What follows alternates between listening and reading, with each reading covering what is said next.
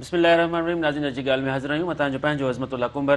नाज़रीन हैदराबाद में डेंगी वबाई सूरत हाल अख़्तियार करे वई आहे। डेंगी जे करे अॼु वधीक ॿ मरीज़ फ़ौत थिया आहिनि, जंहिंखां पोइ अंक 25 खां वधीक थी वियो आहे। न रुॻो इहो पर समें मरीज़ अस्पतालुनि में दाख़िल आहिनि। अस्पतालुनि में सहूलियतुनि जी तमामु घणी खोट आहे। उते सहूलियतूं न आहिनि, डॉक्टर्स न आहिनि, दवाऊं न आहिनि। न रुॻो इहो पर हैदराबाद खां पोइ हाणे सिंध ॿियनि शहरनि में बि डेंगीअ जो मर्ज़ जेको आहे तेज़ी सां पखिड़िजी रहियो आहे। सूरत हाल ईअं लॻी रही आहे त ॼण हिकु भेरो ॿीहर कोरोना वबा वारी सूरत हाल हुजे, ऐं जंहिंजे करे हर माण्हू ख़ौफ़ में मुब्तला आहे।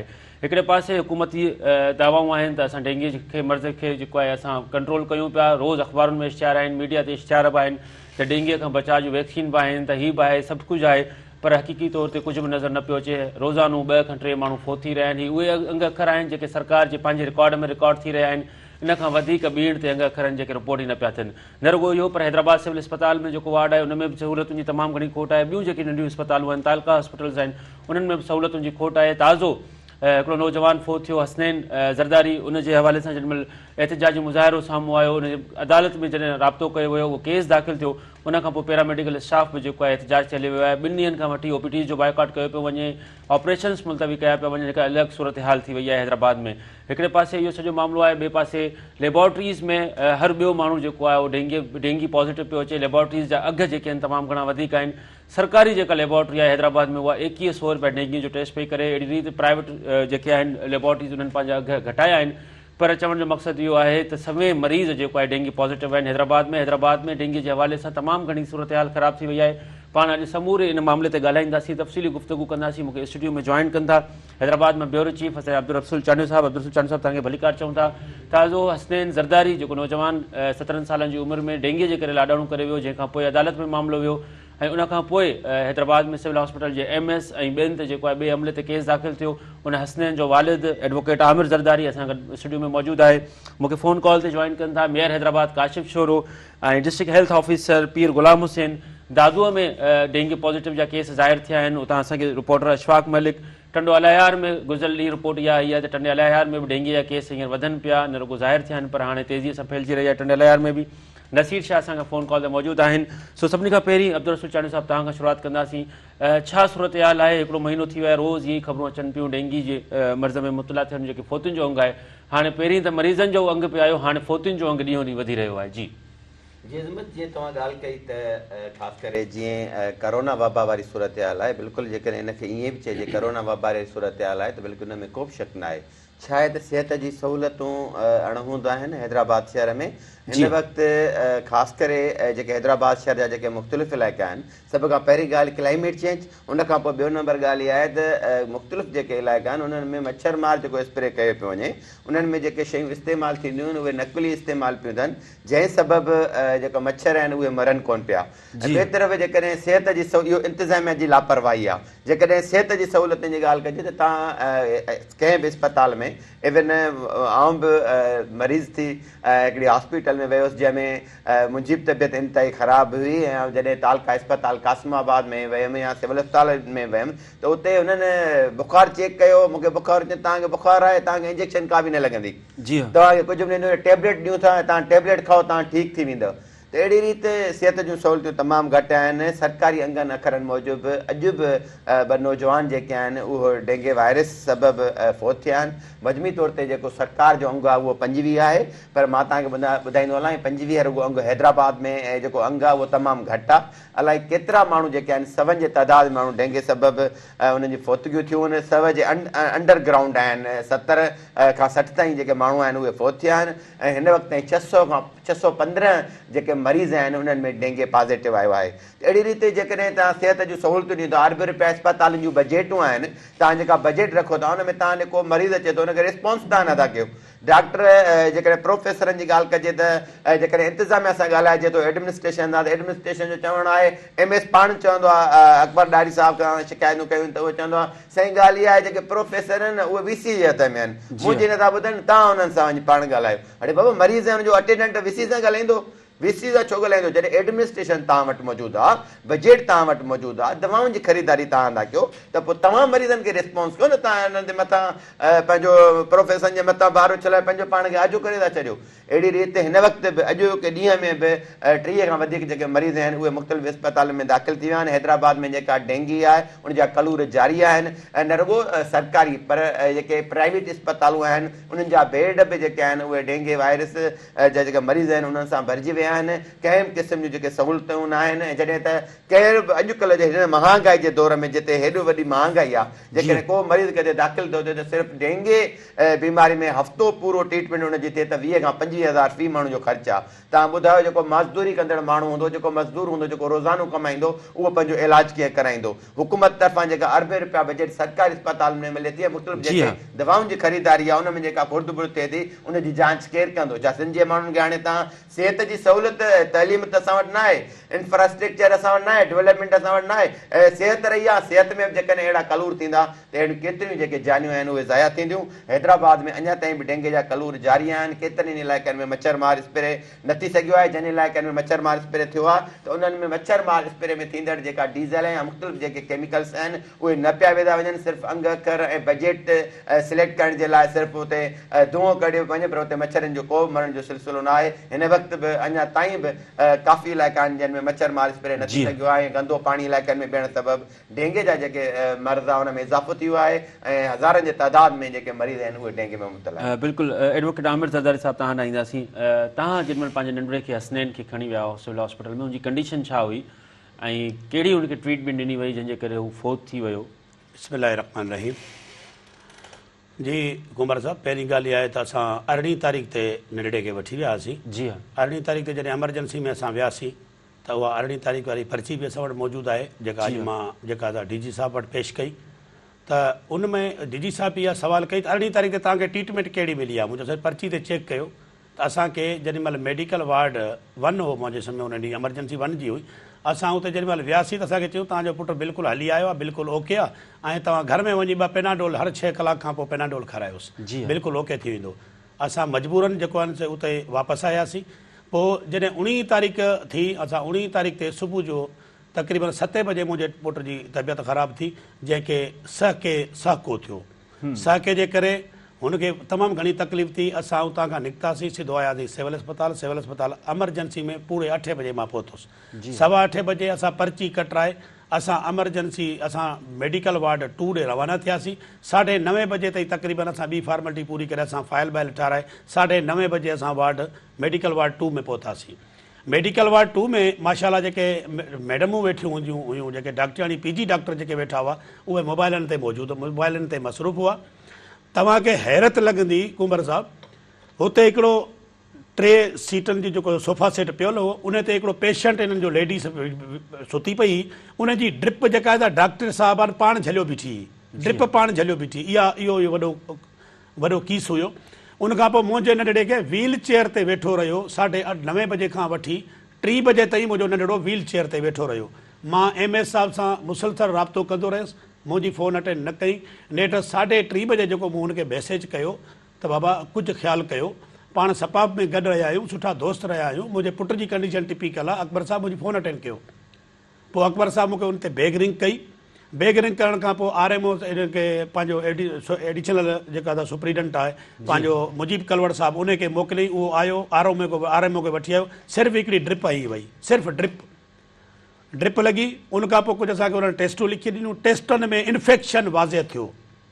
हालांकि हिननि खे छा करणु खपंदो हो, जॾहिं इन्फेक्शन वाज़े थियो त हिननि खे इन्फेक्शन जी जेका प्रोफेसर आहे उनखे कॉल करणी हुई त बाबा इन्फेक्शन आहे, तव्हां अचो, महिरबानी करे तव्हां अची विज़िट कयो वार्ड जो, अवां ट्रीटमेंट का असांखे लिखी ॾियो।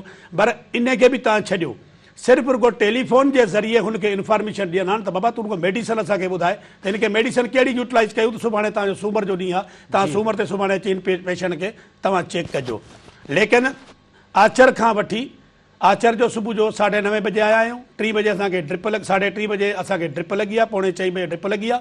उनखां पोइ असां ॿिए ॾींहुं राति जो 9 बजे मुंहिंजे पुट जी टिपिकल कंडीशन थींदी वई, छो जो लेंस नौजवान यंग छोकिरो जेसिताईं हुनजे लेंस ते साह हू खणण जी ताक़त रखी तेसि ताईं हुन पंहिंजो साहु खयों पिए ताक़त खई पिए पर उन खां पोइ हू डैमेज थींदो वियो ऐं उन खां पोइ सॉरी हिकिड़ी ॿी ॻाल्हि मां तव्हांखे ॿुधायां थो 3:30 बजे हुनखे ॾींहं जे टाइम ते ब्लड आयो मां रड़ियूं कंदो रहियुसि त बाबा मुंहिंजे पुट जी ब्लड आयो आहे ख़ुदा जे वास्ते हुनखे चेक कयो लेकिन कंहिं बि डॉक्टर कंहिं बि PG हुनखे चेक करण जे लाइ तयारु कोन हुयो पोइ इहो 3:30 बजे वारो ठीकु आहे उनखे बि छॾियो वरी जॾहिं सूमर जो ॾींहुं थियो आहे जी हाँ कुंवर साहब सूमर जे ॾींहं ते प्रोफेसर पंहिंजे विज़िट कंदो आहे पंहिंजे वार्ड जो जी हाँ मुंहिंजो फाइल ॻाल्हाईंदो जेकॾहिं हिकिड़ो बि विज़िट पंहिंजे प्रोफेसर जो रजिस्ट्रार जो PG डॉक्टरनि जो जेकॾहिं विज़िट ॾेखारे वञनि ऐं थो चवां त मां पंहिंजे केस तां विथड्रा थियण लाइ तयारु आहियां हिननि हिकिड़ी बि विज़िट न कई आहे इन्फेक्शन वधंदो रहियो जॾहिं असां 20 तारीख़ ते राति जो 9:30 बजे ICU में शिफ्ट कयोसीं त असांखे मेडिकल जे ICU में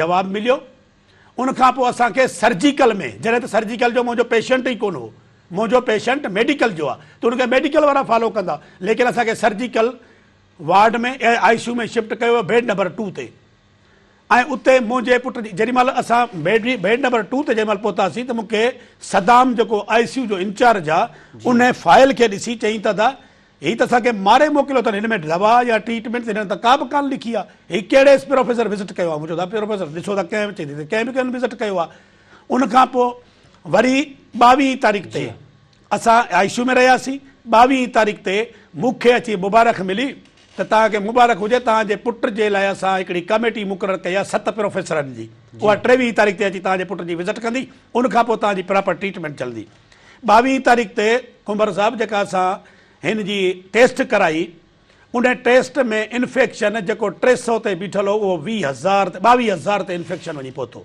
22,000 माना एतिरे हद ताईं जो दिमाग़ ताईं बि पहुची चुको लेंस ताईं बि पहुची वियो हुननि गुर्दनि ते बि वञी असरु कयो हुन जिगर ते बि वञी असरु कयो माना एतिरो हुनखे लेन त जेकॾहिं हीउ इंजेक्शन हणनि पिया त इंजेक्शन जी जेका ब्लड जी जॻह ते गज पियो अचे पस माना इहा कंडीशन मुंहिंजे पुट जी टिपिकल कंडीशन थी 22 तारीख़ ते 12:15 बजे पंहिंजे पुट जो लाश खणी जेको आहे सो असां पहुतासीं हैदराबाद नाज़रीन नंढो ब्रेक आहे ब्रेक खां पोइ जल्दी वापसि अचूं था वधीक इन ते ॻाल्हायूं था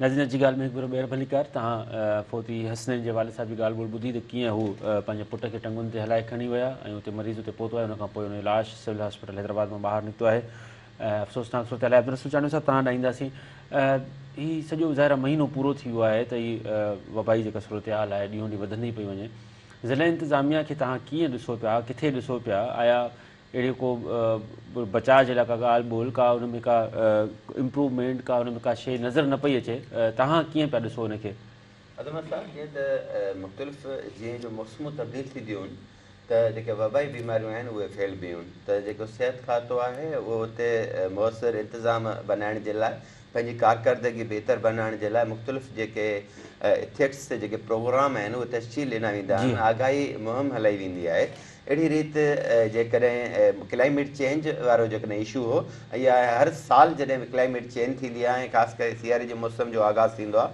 त मच्छरनि में इज़ाफ़ो ईंदो आहे त अहिड़ी रीति ज़िले एडमिनिस्ट्रेशन ते फौरी तौर ते इहो फ़र्ज़ु आयद थिए थो त मुख़्तलिफ़ इलाइक़नि में जिते गंदगी थिए थी उनखे फौरी तौर ते साफ़ु कराए वञे उनखे अलावा मच्छर मार स्प्रे कराए वञे छो मच्छर मार स्प्रे कराइण बि लाज़मी हूंदो आहे त अहिड़ी रीति उनजी बजेट बि आहे उनजा पैसा बि मंज़ूरु थियल आहिनि त हिन वक़्तु ज़िले इंतिज़ामिया जो जेके का बि इफेक्ट्स आहिनि या जेके बि उन्हनि जूं कोशिशूं आहिनि असांखे नज़र न आयूं ऐं इवन असांखे इहा बि ख़बर पई आहे त जेका हीअ स्टार्ट जेके मच्छर मार स्प्रे कनि पिया त उन में कारी जेको आहे जेको सड़ियल ऑयल आहे उहो यूज़ पिया कनि पर ईअं थींदो आहे मच्छर मार स्प्रे जे लाइ केमिकल्स हूंदा आहिनि जेके हिन डीज़ल में पवंदा आहिनि ऐं सड़ियल ऑयल में पवंदा आहिनि उन्हनि खां पोइ मच्छरनि खे नुक़सानु थींदो आहे ऐं हाणे पहिरियों जेको उन्हनि मच्छर मार स्प्रे कयो उन्हनि में कंहिं क़िस्म जो मुयसरु शइ न हुई जंहिं सबबु मच्छर मुआ न पए हाणे जॾहिं हाई कोर्ट जा जेके मुख़्तलिफ़ आया आहिनि फ़ैसिला, उन्हनि खां पोइ जेके मच्छर मार स्प्रे थियो आहे उहो मुसर थियो आहे। पर सभ खां वधीक शहर में सफ़ाई सुथराई वारी जेका सूरत हाल आहे उन सबबु जेको डेंगू आहे उन में इज़ाफ़ो आयो आहे। हैदराबाद जी आबादी बि तमामु घणी आहे त मरीज़नि में बि इज़ाफ़ो अचे थो। त अहिड़ी रीति सिहत खाते खे फ़ौरी तौर ते घुरिजे त ख़ासि करे जेके इस्पतालूं आहिनि उन्हनि में जेके सहूलियतूं आहिनि उन्हनि जी जेका मौजूदगी खे यकीनी बनाइनि त जीअं उते ईंदड़ आम शहरी ऐं तोड़े मरीज़ जेको आहे उनजी बहितर ख़ातिर ख़्वाही करे सघिजे। तव्हां आमिर भाउ जी तव्हां ॻाल्हि ॿुधी त आमिर हिकिड़ो ज़रदारी ॿियो एडवोकेट, हुनजो जेकॾहिं नंढिड़ो 9 बजे खां वठी 3 बजे ताईं व्हील चेयर ते वेठो हूंदो ऐं इलाज जो मुंतज़र हूंदो त तव्हां आम माण्हुनि जी सूरत हाल खे तव्हां कीअं था सम्झी सघो? आम माण्हू जी सां सूरत हाल कहिड़ी ईंदी? जेके ऑफिसर आहिनि, जेके प्रोफेसर आहिनि, जेके डॉक्टर आहिनि, उहे असां लाइ क़ाबिल इज़त आहिनि। असां डॉक्टरनि जी तमामु घणी इज़त कंदा आहियूं। डॉक्टर असांजा मसीह आहिनि ऐं वीचारा हर मोड़ ते हर मुश्किल में मरीज़नि सां गॾु बीठल हूंदा आहिनि। त अहिड़ी रीति उन्हनि ते बि फ़र्ज़ु थिए थो त जेकॾहिं हू सरकारी नौकिरी कनि था, जेकॾहिं उन्हनि ते मरीज़ को वञे थो त उनजी बहितरीन तरीक़े सां उन्हनि जी तेमेदारी कनि त जीअं जेको मरीज़ आहे उनखे रिलीफ फ्राहम कयो वञे। हिन वक़्तु बि जेके डेंगी जा आहिनि उहे कलूर जारी आहिनि। अॼु बि ताज़ो कलाक पहिरियां हिकिड़ो नओं भर्ती थियल जेको उस्तादु आहे लतीफ़ाबाद 5 नंबर वारे इलाइक़े सां तालुक़ु रखे त उहो फोत थियो आहे। कल्ह के ॾींहं में 4 माण्हू फोत थिया आहिनि, अॼोके ॾींहं में 2 माण्हू फोत थिया आहिनि। ऐं जॾहिं त अॼु सिंध हुकूमत तरफ़ां डेंगे वायरस में फ़ौतनि ऐं मरीज़नि जे अंग अखर गॾु करण जे लाइ हिकु कमेटी तश्कील ॾिनी वई आहे त जेका उहा अंग अखर जेके आहिनि उहे जमा कंदी। पर माना उन ताईं बि माना जेका सरकारी अंग अखर आहिनि उहे 25 ॿुधाया पिया वञनि। पर हिन वक़्तु बि काफ़ी अहिड़ा इलाइक़ा आहिनि जिन में अञा ताईं बि जेको मच्छर मार स्प्रे आहे उहो न थी सघियो आहे, जंहिं सबबु डेंगे में इज़ाफ़ो आयो आहे। हुकूमत जी एडमिनिस्ट्रेशन जी जेका कारकर्दगी आहे मायूस कुन आहे, जंहिं सबबु डेंगे जे मरीज़नि में इज़ाफ़ो आयो आहे। जेकॾहिं इज़ाफ़ो न जेकॾहिं इंतिज़ामिया जी कारकर्दगी बहितर हुजे हा त मरीज़नि में इज़ाफ़ो न अचे हा। ॿिए तरफ़ असां सिहत खाते तरफ़ हलूं त सिहत खाते जी कारकर्दगी आहे उहा बि इंतिहाई मायूस कुन आहे, जंहिं सबबु जेके मरीज़ आहिनि उन्हनि जी बहितरीन जेका इलाज न पियो थिए, जंहिं सबबु जेके मरीज़ आहिनि, जेके फ़ौतियूं आहिनि उन्हनि में इज़ाफ़ो थिए थो। ऐं अफ़सोस सां इहो चयो वञे थो त 25 माण्हू मां जेका सरकार अंग अखर ज़ाहिर कया आहिनि उन में फ़ौत थियल जेके अक्सर आहिनि उहे नौजवान आहिनि ऐं नौजवान फ़ौत थियनि था। ओल्ड एज वारा जेके माण्हू आहिनि उहे फ़ौत थियनि था। पर माना हिकिड़ा तमामु वॾी जेका सूरत हाल आहे उहा हैदराबाद में तमामु घणी ख़राबु आहे। आमिर ज़रदारी साहिबु तव्हां ईंदुसि मां त तव्हां ज़ाहिर अदालत में दरख़्वास्त ॾिनी, अदालती हुकुम खां पोइ FIR दाख़िल थी आहे। उनखां पोइ जी छा सूरत हाल आहे? तव्हां ॾे आया जेको फरियादी आहे, जवाबदार जेका धुर आहे तव्हां ॾे आई आहे न आई आहे? उनखां पोइ पैरामेडिकल स्टाफ जो एहतजाजी मुज़ाहिरो शुरू थी वियो आहे, उते बाइकॉट आहे, ऑपरेशन्स न पिया थियनि, OPDs जो बाइकॉट कयो पियो वञे, एमरजेंसी जो बाइकॉट कयो पियो वञे। त तव्हां छा था सम्झो त तव्हांजे इन FIR खां पोइ ॿियनि मरीज़नि जे लाइ मसइलो थी वियो आहे? साईं बिल्कुलु हबीब साहब, ॻाल्हि इहा आहे त असुलु मां इहा थो चवणु चाहियां, सिंध गवर्नमेंट खां मां इहा घुर करणु थो चाहियां त पहिरियां तव्हां जियो फेंसिंग कयो। जियो फेंसिंग में इहा ॻाल्हि वाज़िह थी वेंदी त प्रोफेसर पंहिंजे वार्डन में अचनि ई कोन था। पंहिंजे वार्डन में प्रोफेसर अचनि ई कोन था। रजिस्ट्रार 8 ॾींहं पंहिंजी रिपोर्ट वठनि था PG डॉक्टरनि खां। PG डॉक्टरूं मोबाइलनि ते पूरियूं लॻियूं पियूं आहिनि। असांजी अनक़रीब हींअर मां जेको आहे सो ॿी हिकिड़ी CP में वञा थो, जंहिंमें इहो आहे त पाकिस्तान जो कॉन्स्टिट्यूशन आहे, पाकिस्तान जो लॉ आहे त जेकॾहिं हिकिड़ो सरकारी मुलाज़िम कंहिं बि डिपार्टमेंट में कमु करे थो त उहो प्राइवेट ड्यूटी या कंहिं ॿी हॉस्पिटल में उहा ड्यूटी नथो करे सघे।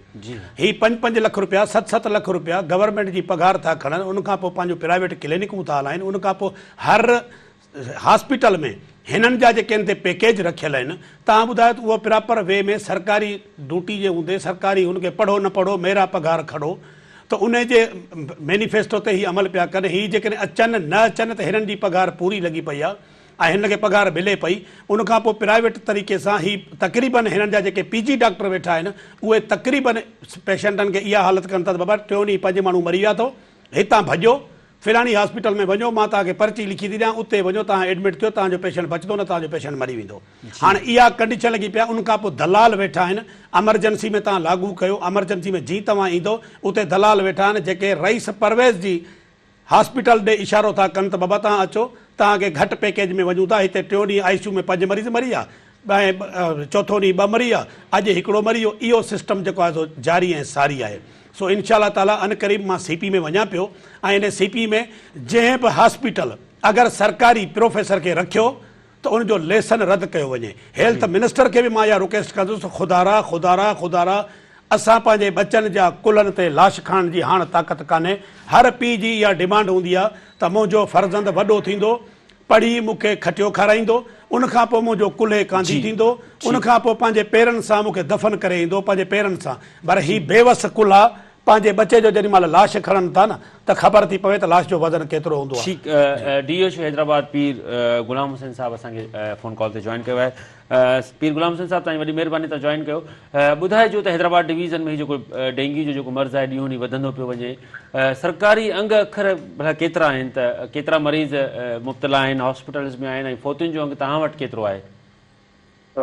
बिस्मिल्लाह रहमान रहीम। साईं तव्हांजी वॾी महिरबानी। मां ॿ शयूं अर्ज़ु कंदुसि त असां टोटल 1 अक्टूबर खां वठी अॼु ताईं 16 अस्पतालनि जी डेटा वठूं पिया, जेके हॉस्पिटल्स सरकारी बि आहिनि ऐं इन में पंहिंजो प्राइवेट हॉस्पिटल्स बि आहिनि। जी हा, हलो जी जी सर ॿुधायो।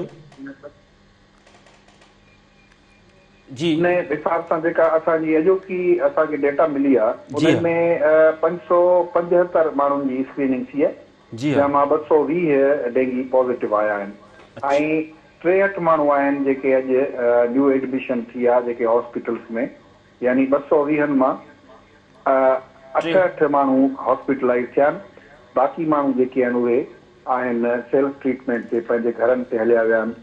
जी हा, हाणे हिन में मां 2 शयूं अर्ज़ु कयां त जेको पॉज़िटिविटी अचे थी उन खां पोइ 2 क़िस्मनि जी शयूं असांखे नज़र आयूं आहिनि। हिकिड़ो त उहो मेजॉरिटी माण्हू अहिड़ा आहिनि जेके पंहिंजी सेल्फ मेडिकेशन कनि था, मतिलबु पंहिंजे घरनि ते आराम बि कनि था, ऐं जेका रिकमेंडेड ट्रीटमेंट आहे उहा इहा आहे त ही पंहिंजो जिस्म जी जेका पाणियाठ आहे उन जे मिक़दार खे घटि न आहे थियणु ॾियणो ऐं घटि में घटि ॾींहं में 2 खां 3 लीटर लिक्विड उन में पाणी थी वियो, मशरूबात थी विया, लस्सी थी वई, जेका बि उनखे पसंदि शइ आहे उहा पीअंदो रहंदो त हुनजी जेका जिस्म जी पाणी जी लेवल आहे, मिक़दार आहे, उहा बराबरि रहे। ॿियो जेकॾहिं हुनखे का बुखार जी शिदत आहे त उन लाइ WHO जी रिकमेंडेशन आहे त हू 2 पेनाडॉल अकॉर्डिंगली वठंदो रहंदो। ऐं असां फोकस कयूं पिया त जेके असां वटि हॉस्पिटल में अचनि था मरीज़, असां वटि पहिरियां 144 बेड हुया इन्हनि मुंहिंजे 16 हॉस्पिटल्स में, पर इहे असां वधाए 241 ते खणी विया आहियूं त जीअं को माण्हू असां वटि अचे त उहो वापसि न थिए ऐं उनखे अस्पताल जेका आहे असां हुनजी ट्रीटमेंट करे सघे। हाणे इन्हनि 16 अस्पतालुनि में असांजूं सरकारी अस्पतालूं बि आहिनि ऐं ॿियूं हैदराबाद जूं जेके नाले वारियूं वॾियूं प्राइवेट अस्पताल आहिनि असां उन्हनि खे बि इंगेज कयो आहे, उते बि इहे मरीज़ जेके आहिनि सो ट्रीट थियनि था पिया। अॼु बि असां मीटिंग करे आया आहियूं। असां वटि हिते हिकिड़ी आहे मेमन हॉस्पिटल जेका तमामु घणी आबादी खे कवर करे थी। उते हू पहिरियां वठनि पिया 1100 रुपया टेस्ट जा, पर असां हुननि सां अॼु डिस्कस करे 500 रुपया टेस्ट यानी डेंगी, मलेरिया ऐं CBC प्लेटलेट काउंटेशन लाइ उहा कंदा। 5 बेड असां उन्हनि खां मुख़्तस कराया आहिनि जेके नॉन अफोर्डिंग मरीज़ हूंदा उन्हनि जी हू फुल फ्री ट्रीटमेंट कंदा। अहिड़े नमूने सां के हॉस्पिटल में बि असां इहा ई साॻी प्रैक्टिस कई आहे ताकी जेके प्राइवेट हॉस्पिटल्स आहिनि जिते माण्हू नथा अफोर्ड करे सघनि ऐं हू पसंदि कनि था त असां उन हॉस्पिटल छाकाणि हुनजे इलाइक़े में वेझे उहा हॉस्पिटल आहे त उते वञनि, असां उन्हनि खे बि इंगेज कयो आहे। असांजूं जेके हॉस्पिटल्स आहिनि तलका कासिमाबाद ऐं शाह भिटाई, छाकाणि तव्हां ॾिसंदो त जेको हिन जो डेंगी पॉज़िटिविटी जो घणो लोड आहे या हिन जेके हॉट स्पॉट्स आहिनि जेके असां आइडेंटिफाई कया आहिनि उहे लतीफ़ाबाद तालको ऐं असांजे कासिमाबाद एरिया में जेके आहिनि, माना लतीफ़ाबाद नंबर 1 ते आहे, 2 नंबर ते कासिमाबाद जो एरिया आहे, त उन में बि असां डेंगी किट्स प्रोवाइड कयूं आहिनि ताकी हुते डेंगी जी जेका आहे असां पंहिंजो हुनजी ट्रीटमेंट फ्री इन्वेस्टिगेशन जेका आहे उहा उन्हनि जी फ्री थी सघे। ऐं अहिड़े नमूने सां असां हुते शाह भिटाई हॉस्पिटल में जेके आहिनि 20 बेड एलोकेट कया आहिनि ऐं जेका असांजी कासिमाबाद जी अस्पताल आहे उन में असां 14 बेड जेके आहिनि सो एलोकेट कया आहिनि ताकी जेको मरीज़ अचे उनखे हुते असां ट्रीटमेंट ॾेई सघूं। सही। अच्छा गुलाम हुसैन साहब इहो ॿुधाइजो त हीअ चलो तव्हां ॿुधायो त सही त हार्ड एरिया सभिनी खां पहिरीं लतीफ़ाबाद आहे, पोइ कासिमाबाद आहे, हाणे हिनखे रोकिजे कीअं? मतिलबु डेली त हाणे मरीज़ त अचनि पिया, इहो बि तव्हां ॿुधाए छॾियो त अॼु के ॾींहं में 220 पॉज़िटिव थिया आहिनि। हाणे हिनखे डेंगी जेको वायरस आहे हुनखे रोकिजे कीअं? उहा कंहिंजी ज़िमेवारी आहे? जी हा, 2 शयूं तव्हांखे अर्ज़ु कयां। ही हिकिड़ो सीज़नल ट्रेंड हर 2-3 साल ईंदो आहे जंहिंमें इहा पीक वधंदी आहे। इन में 2 शयूं हूंदियूं आहिनि। हिकिड़ो त असांजो हींअर तव्हां ॾिठो हूंदो त गुज़िरियल हफ़्ते खां फ्यूमिगेशन 2 टाइमनि ते म्यूनिसिपल ऑफिस कराए थी पई, यानी मेयर हैदराबाद जी ऑफिस ऐं जेके कंसर्न टाउन चेयरमैन ऐं यूसी चेयरमैन्स आहिनि उहे पंहिंजे एरिया में हिकिड़ो सुबुह जे टाइम ते, ॿियो शाम जो, छाकाणि ही मां हिकिड़ी ॿी तव्हांखे गुज़ारिश कंदो हलां, तव्हांजे तवसुस सां यकीनन मुंहिंजो आवाज़ु सिंध जे सभिनी माण्हुनि वटि ॾींदो हूंदो। अर्ज़ु ही आहे त ही जेको डेंगी मच्छर आहे इहो आम मच्छर जेको नालियुनि ऐं गटरनि में रोलू मच्छर हूंदो आहे उहो मच्छर न आहे।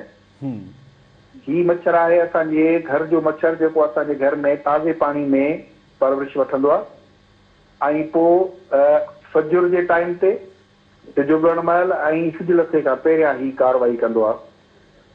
पहिरियों कमु इहो असांखे करिणो आहे त असांजे घर में जेकॾहिं को ताज़ो पाणी असां जमो करे रखूं था बर्तन में, नादियुनि में या बाल्टियुनि में आम इस्तेमाल लाइ, कपिड़नि धोअण लाइ या बर्तन धोअण लाइ, उहो पाणी जमा न थिए, या असांजे घर में एयर कंडीशनर लॻल हूंदा आहिनि उनजो पाणी पोयां पियो गॾु थींदो आहे जेको 4-5 ॾींहंनि खां पोइ असां अक्सर करे उनखे ज़ाया कंदा आहियूं।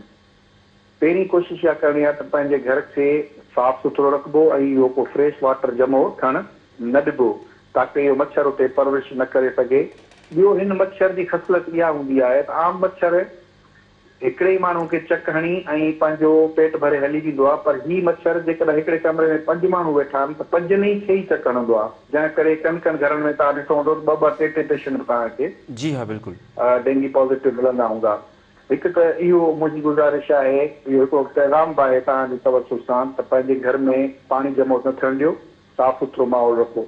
ॿियो हिन जो जेको WHO जे रिकमेंडेशन आहिनि, जेकॾहिं तव्हांजो डेंगी पॉज़िटिव अची थो वञे त उन में तव्हांखे 2 खां 3 लीटर पाणी पंहिंजे जिस्म जे हुनखे बरक़रार रखण जे वर्ज़ कयो, उहो पीअणो आहे ऐं बुखार जी शिदत सां घटि करण लाइ पेनाडोल। हाणे सवाल इहो आहे त तव्हां चवंदो जेकॾहिं इहा ई सिंपल हिन जो इलाजु आहे त पोइ माण्हू तकलीफ़ में छो था वञनि। उन जे लाइ गुज़ारिश इहा आहे त WHO जी रिकमेंडेशन मुताबिक़ 95% माण्हू अहिड़ा आहिनि जेके सेल्फ रिवर्सेबल डिज़ीज़ हुअण जे करे ख़ुशि थी वेंदा आहिनि 5 खां 6 ॾींहंनि ताईं, जेकॾहिं हू पाण खे इन प्रोटोकॉल सां मेंटेन रखंदा त। 5% माण्हू जेके आहिनि उन मां 1 खां 2% माण्हू अहिड़ा आहिनि जंहिंजे जिस्म में अॻु में का कोमॉर्बिडिटी आहे, हुन को प्रॉब्लम आहे, उन खे ही वायरस थोरो एग्रीवेट करे थो जो मरीज़ जी कंडीशन ख़राब थी थिए। ऐं ॿियो जेको असांजे मुशाहिदे में आयो आहे त शुरू जे ॾींहंनि में जीअं माण्हू खे को बुखार या तकलीफ़ थिए थी त हू माण्हू पंहिंजे पाड़े वारे ॾे कोएक या GP वटि वञे थो, हू हुनखे एंटीबायोटिक ऐं एंटी इंफ्लामेटरी अहिड़े क़िस्म जूं दवाऊं ॾिए थो जेके WHO जे तरफ़ां मना थियल आहिनि। उहे दवाऊं पोइ मरीज़ जी थोरो हालत ख़राब थियूं कनि ऐं हिन जा प्लेटलेट्स ड्रॉप थियणु शुरू था थियनि ऐं उहो मरीज़ जॾहिं कंहिं सुठे इदारे हॉस्पिटल में वञे थो त हुनखे 4-5 ॾींहं गुज़री था वञनि ऐं हुनजी शिदत जेका आहे सा वधी थी वञे त उहो पेशेंट पोइ अची थो वञे मसइले में। त इहे चंद मुंहिंजूं गुज़ारिशूं आहिनि तव्हांजे तवसुस सां ऐं मूंखे उमेद आहे मुंहिंजा ॿुधंदड़ जेके बि आहिनि तव्हांजे चैनल जे तवसुस सां ॿुधंदा हूंदा ऐं घटि में घटि इन्हनि शयुनि ते असां अमल करे कुझु न कुझु पंहिंजी तकलीफ़ खे घटाए सघूं। अच्छा गुलाम हसन साहिबु, मां हिन केस ते बि ॻाल्हाईंदुमि जेको हसनैन नौजवान फोत थी वियो, उनखां पोइ ज़ाहिर कोर्ट जे हुकुम ते FIR थी आहे ऐं उनखां पोइ ज़ाहिर थोरी घणी जेको सिहत वारो शोबो आहे उहो थोरो हैदराबाद में सुजाग बि थियो आहे, पोइ वरी ज़ाहिर एहतिजाजी मुज़ाहिरा बि आहिनि। तव्हांजे इल्म में छा आहे त हीउ मामिलो आया डेंगी जे करे फोत थियो आहे, डॉक्टरनि जी गफ़लत जे करे फोत थियो आहे, या हुन में ॿी का कॉम्प्लिकेशन हुई नौजवान में? हाणे सभ खां पहिरियां त मां इंतिहाई ॾुखोयल आहियां। असांजो नंढड़ो शहज़ादो नौजवान आहे, असां हुनजा तस्वीरूं फोटू ॾिठियूं आहिनि ऐं सच पुछो त हिकिड़ो दिली सदमो थियो आहे त हिकिड़ो शहज़ादो जो आहे न असांजे हथनि मां हलियो वियो। ऐं मां उन साईं जे उनजे फैमिली सां बि पंहिंजो दुख में बराबरि जो शरीक आहियां। ज़ाहिर आहे हसनैन उन्हनि जो बचो, असांजो बचो, हिकिड़ो सिंध जो बचो हुयो, उहो भई हलियो वियो आहे।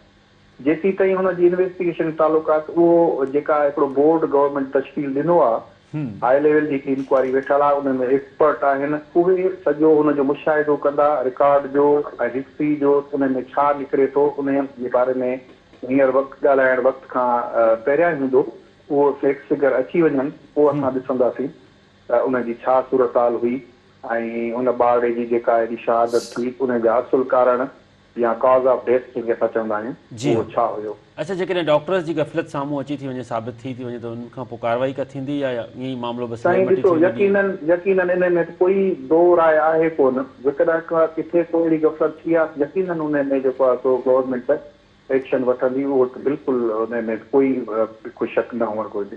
ठीकु। अच्छा, हीउ जेको तव्हां डेंगी जो प्रिवेंशन बि ॿुधायो, हुनजो इलाज बि ॿुधायो, ऐं हुनखां इहो ॿुधायो त तव्हां कीअं हुनखां परहेज़ कयो, पर तव्हां इहो न ॿुधायो त आया हीउ केतिरा ॾींहं हलंदो, केसिस वधनि पिया या अञा घटिजनि पिया, कंट्रोलेबल आहिनि या न आहिनि, इन ते थोरी रोशनी विझो।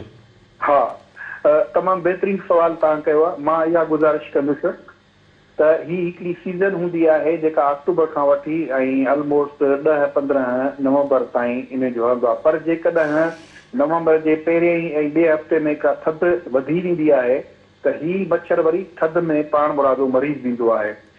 ऐं असां पर इन खे एक्सपेक्ट ईअं नथा कयूं, असां इन खे एक्सपेक्ट कयूं था त थी सघे थो इन जी का पीक अञा बि अचणी हुजे, त असां पंहिंजूं जेके तयारियूं आहिनि उन हिसाब सां साइंटिफिक वे सां रखी वेठा आहियूं। जंहिंजे करे मूं तव्हांखे अर्ज़ु कयो त 144 बेड हुया ऐं असां बेडनि जो तइदाद वधाए ऐं हींअर 241 करे छॾियो आहे, यानी 100 बेड तक़रीबन असां हिन में वधाए छॾिया आहिनि। ख़ुदा न ख़ास्ता को अहिड़ो इशू अचे थो त असां उनखे पब्लिक ऐं प्राइवेट ॿिन्ही सेक्टर्स में गॾिजी करे फेस कयूं, जीअं माण्हू खे वधि में वधि असां रिलीफ ॾेई सघूं ऐं माण्हू खे तकलीफ़ न थिए।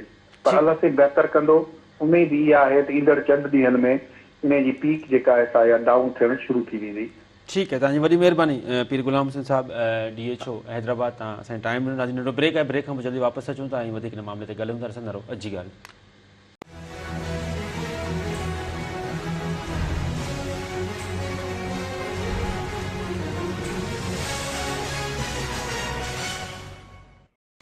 नाज़रीन, जी ॻाल्हि में हिकिड़ो ॿीहर भलीकार। तव्हां DHO हैदराबाद जी ॻाल्हि ॿोल ॿुधी त हुनखे कीअं डेंगीअ खां बची सघिजे, उनखां पोइ हुननि जेके इंतज़ाम कया आहिनि उनखां तव्हां आगाह थिया। हैरान कंदड़ ऐं छिरकाईंदड़ इंकशाफ़ इहो हुयो त सिर्फ़ु अॼोके ॾींहं में 220 मरीज़ ज़ाहिर थिया आहिनि। सिर्फ़ु अॼोके ॾींहं में हैदराबाद में 220 जेके आहिनि उहे मरीज़ डेंगीअ जा पॉज़िटिव आहिनि। 68 मरीज़नि खे अस्पताल में दाख़िल कयो वियो आहे ऐं बाक़ी ॿिया मरीज़ पंहिंजे सेल्फ हुन ते इलाजु जेको आहे उहो पंहिंजे घर हुन ते सेल्फ मेडिकेशन ते हलिया विया आहिनि। अब्दुल रसूल चांडी साहिबु, मां तव्हां ॾे ईंदुमि त हीउ जेको पैरामेडिकल जो एहतिजाजी मुज़ाहिरो हले पियो हिते हैदराबाद में, ज़ाहिर आहे OPD जो बाइकॉट कयो वियो। न रुगो OPD जो बाइकॉट हुयो, पर प्रोफेसर्स बि अॼु आया हुआ जिन जे हवाले सां साईं सवेल ज़िक्र कयो पियो त 5-5-8 लख रुपया पघारूं खणंदा। उहे बि एहतिजाजी मुज़ाहिरे में शरीक हुआ ऐं चयो त बाबा हीउ जेको अदालती हुकूमत ते केस दाख़िल थियो आहे इहो असांखे मंज़ूरु न आहे। मतिलबु हाणे अदालती हुकूमत ते बि जे ख़िलाफ़ बि एहतिजाजी मुज़ाहिरा थींदा, इन ते तव्हां छा चवंदा? जी बिल्कुलु अज़मत, गुज़िरियल 2 ॾींहंनि खां paramedical association, young doctor association ऐं अॼु वरी Liaquat medical university teachers association तरफ़ां एहतिजाज कयो वियो, जॾहिं त OPD जी ॻाल्हि कजे। सिविल अस्पताल जेका हैदराबाद आहे उनखे अंदरूनी सिंध जा 18 ज़िला जेके आहिनि उहे अटैच कंदा आहिनि ऐं सिविल अस्पताल हैदराबाद मर्कज़ हूंदो आहे 18 ज़िलनि जो, ख़ासि करे अंदरूनी सिंध जो। अहिड़ी रीति रोज़ानो जेका OPD हूंदी आहे उनजी 4 खां 5 हज़ार मरीज़नि जी जेका आहे OPD हूंदी आहे। उनखां पोइ 1800 खां 2000 जेके पेशेंट आहिनि उनजी एडमिशन हूंदी आहे। त गुज़िरियल 2 ॾींहंनि खां जेको हिननि जो एहतिजाज आहे त हिन एहतिजाज सबबु जेके मरीज़ आहिनि ऐं उनजा जेके वारस आहिनि उहे सख़्तु परेशान आहिनि। रुगो OPD, पर उनखां अलावा ॻाल्हि कजे ऑपरेशन्स जेके आहिनि उहे बि मुअतिल थिया आहिनि। ऐं इन हवाले सां असांजी ॻाल्हि ॿोल थी हुई उन दौरान जेके यंग डॉक्टर एसोसिएशन जा अॻुवान आहिनि उनजो चवणु आहे त हेल्थ केयर कमीशन जी जांच खां बग़ैर केस जेको आहे उहो दाख़िल नथो थी सघे।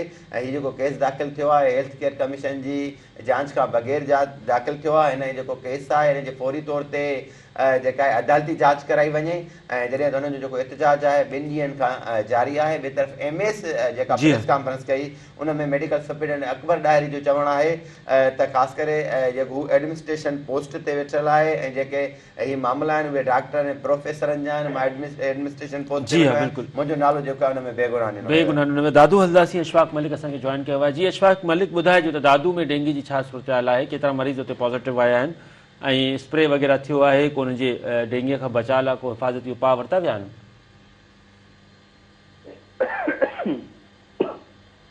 जी अशफाक मलिक, तव्हां ॿुधो पिया असांखे?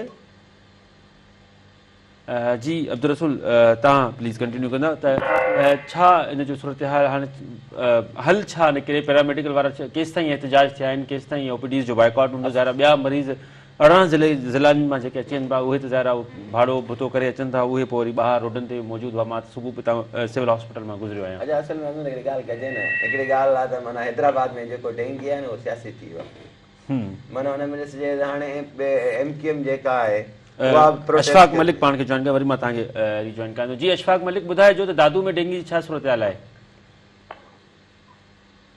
हेलो हेलो जी अब्दुल रसूल चांडियो प्लीज़ अहिड़ी रीति जेका डेंगी आहे न सियासी थी वियो आहे हैदराबाद में जी हाँ MQM पंहिंजी सियासत चमकाइण लाइ रोडनि ते निकिरे थी उन खां पोइ पीपल्स पार्टी पंहिंजो डिफाइन करण जे लाइ मच्छरमार स्प्रे थिए थो वरी ॿिए तरफ़ डॉक्टर जेके आहिनि उन्हनि जा जेके रवैया आहिनि या उन्हनि जूं जेके शयूं आहिनि उहे के बि नोटिस न आहिनि माण्हू जेके फ़ौत थियनि था उनजी का बि शइ न आहे हू पंहिंजे डॉक्टरनि खे बचाइण लाइ वरी उहे अलॻि एहतिजाज कंदा जहिड़ो डॉक्टरनि में या ख़ासि करे आमिर असां सां भाउ गॾु वेठो आहे आमिरनि में हिन में इख़्तिलाफ़ जेके आहिनि उन में नुक़सानु ॿियनि केतिरनि मरीज़नि जो थिए थो OPD मूं तव्हांखे ॿुधाईसीं सिविल अस्पताल हैदराबाद जी OPD 3000 खां वधीक आहे जेके मरीज़ टंडो खान मटियारी टंडो अलियार ऐं लाॻापियल ज़िलनि खां मुख़्तलिफ़ ज़िलनि खां अचनि था किराया भाड़ा करे उहे वापसि मोटी था वञनि उनजो नुक़सानु हिन जे सॼे जहिड़ो जो नुक़सानु जेको आम मरीज़ आम माण्हू खे थो थिए छा हुकूमत उनजो नोटिस न पई वठे हुकूमत खे नोटिस न वठणु खपे त तव्हां जेकॾहिं OPD जो बाइकाट कयो था तव्हां पघारनि जो बाइकाट कयो पघार तव्हां न वठो आमिर साहब ॾींदासीं आमिर साहब केस त दाख़िल थी वियो ऐं ज़ाहिरा मामला हाणे अॻिते हलंदा इंक्वायरी थींदी इंक्वायरी कहिड़ी स्टेज थी आहे ज़ाहिरा जेको अदालती हुकुम बि आहे त पोइ इन्वेस्टिगेशन कई वञे उन खां सवाइ गिरफ़्तारियूं न अमल में आंदियूं वञनि त उहा इन्वेस्टिगेशन कहिड़े मरहले ते आहे फ्यूचर तव्हांजो छा प्लान आहे ज़ाहिरा तव्हांजो जेको नंढड़ो नौजवान उहो फ़ौत थी वियो हाणे चवंदो आहे ठीकु आहे फ़ौत थियो त पोइ तव्हां हाणे केस में आयो छा उनजो मक़सदु छा आहे बिस्मिल्लाह पहिरीं ॻाल्हि इहा आहे त हाफ़िज़ साहब अर्ज़ु इहो आहे त पहिरीं मां पैरामेडिकल ते ॻाल्हाईंदुसि त जेको हीउ एहतिजाज थिए पियो हाणे जेको हीउ एहतिजाज कनि पिया उन्हनि माण्हुनि जी तव्हां रिसर्च कयो तव्हां हुनजी हिस्ट्री वठो उहे हटड़ी थाणे ते गिरफ़्तार थिया आहिनि चोरी में उन खां पोइ मार्केट थाणे ते उन्हनि ते अलाए केतिरियूं FIR दाख़िल आहिनि जेके माण्हू जेके जेके एहतिजाज पिया कनि उन्हनि ते करप्शन जूं अलाए केतिरियूं FIR दाख़िल आहिनि सो उहे पंहिंजी करप्शन खे लिकाइण जे लाइ ऐं पंहिंजे MS सां पंहिंजे सिस्टम खे हलाइण जे लाइ उनखे पंहिंजो पाण बणाइण जे लाइ जेको इहो